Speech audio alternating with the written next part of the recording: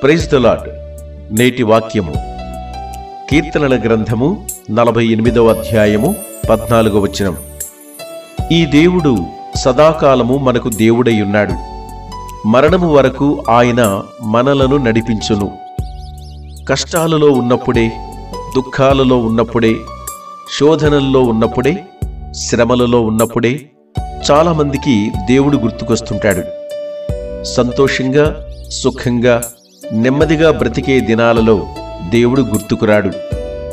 Bible గ్రంథములో ఇజ్రాయేలీయులు పలు సందర్భాల్లో ఏకంగా దేవునినే మార్చివేసి బయలుదేవతలను ఆరాధించినట్లు మనం చూడగలం.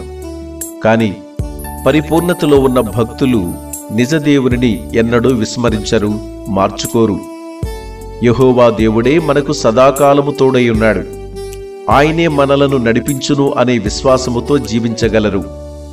ఎలాంటి పరిస్థితులు ఎదురైనా దేవునినే అంటిపెట్టుకుని జీవించిన వారికి నిత్య జీవ బహుమానము అందించబడుతుందని వాక్యం సెలవిస్తుంది.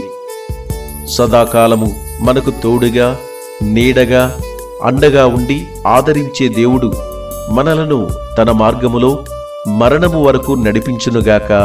ఆమేన్.